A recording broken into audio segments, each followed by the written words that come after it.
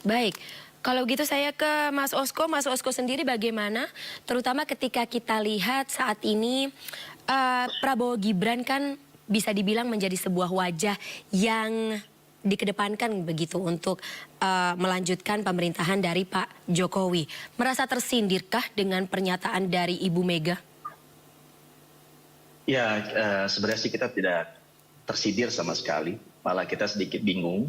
Karena kan Bu Megawati menyampaikan bahwa pemerintah melakukan intimidasi ya.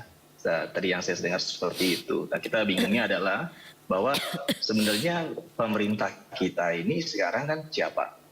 Nah, PDIP itu menurut saya, ya penglihatan kami, ini kan beliau ini kan ruling party ya. Jadi partai pemerintah. Itu posisinya pertama. Jadi kalau disampaikan bahwa pemerintah melakukan intimidasi, berarti otomatis PDIP melakukan intimidasi seperti itu. Kalau di kami Partai Koalisi Indonesia Maju terdiri dari beberapa partai.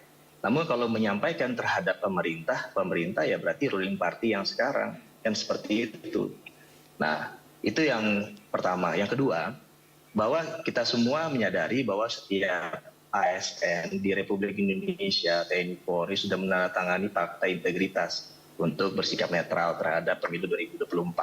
Jadi saya rasa tudingan terhadap pemerintah, saya bingung juga. Pertama adalah pemerintah yang mana yang melakukan intimidasi. Mohon kalau misalnya seandainya kita bisa menyampaikan hal tersebut diperjelas, yang mana yang melakukan intimidasi. Kita mengetahui banyak sekali berita-berita ya yang sampaikan bahwa kita ini pemerintah katanya. Nah, yang mana kalian itu pemerintah? Nah, pemerintah yang mana? Yang mana yang melakukan intimidasi? Kita tahu bahwa ada namanya alat negara. Tapi jika kita tahu ada namanya alat pemerintah, ini harus dua hal yang berbeda yang kita harus sama-sama bisa mengerti. Jangan sampai kita salah mengerti. Nah, teman-teman dari TNI Polri sudah bertugas dengan semestinya, dan juga ASN juga sudah bertugas semestinya. Namun jika seandainya ada oknum, laporkan saja ke Bawaslu. Sehingga nanti oknum-oknum tersebut bisa diberikan sanksi yang sesuai dengan perilaku atau pelanggarannya. Nah, tapi konteks pemerintah, jangan sampai kita meneriakan sesuatu, kita kumandangkan sesuatu, nah kita menjadi playing victim. Nah ini pemerintah yang mana? Ini kita harus pertama sama-sama mendeskripsikan yang mana yang namanya pemerintah ini. Apakah yang dimaksud pemerintah itu alat negara?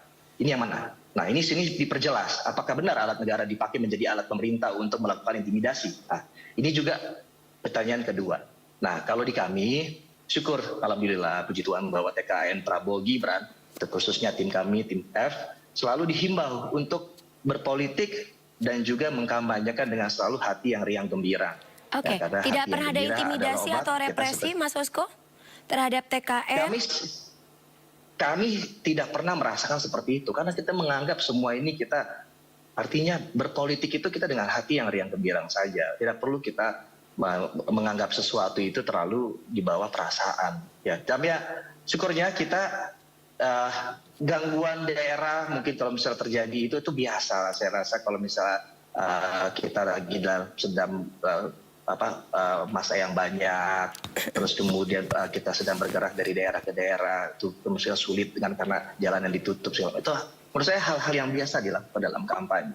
Kayak kalau di kita tidak pernah merasakan itu sebuah intimidasi. Kalau intimidasi itu pengertiannya, nah ini pengertiannya. Pengertian dari intimidasi adalah ketika seseorang benar-benar menakutkan beberapa orang yang lain ataupun kelompok sehingga melanggar dari segi norma-norma kemanusiaan. Nah inilah namanya intimidasi. Tapi jangan sampai ada contohnya teman-teman aparat lagi lewat, sedang patroli, sedang mengecek apakah semua gangguan keamanan ini sudah tertib. Nah itu dibilang aparat lewat, intimidasi. Itu juga nggak bisa, karena aparat itu teman-teman dari TNI Polri, khususnya Polri yang menjaga mengayomi masyarakat ini bertugas. Jadi jangan sampai teman-teman dari TNI Polri yang sedang bertugas mengamankan, menjaga ketertiban, langsung disebut mengintimidasi karena beliau bertugas. Beda ya, tolong nanti jangan sampai disalahartikan. Kami juga beberapa posko-posko kami juga dilewati sama teman-teman polisi. Tidak apa-apa juga, mereka kan menjaga bahwa mereka ya ini tertib, tidak ada apa-apa.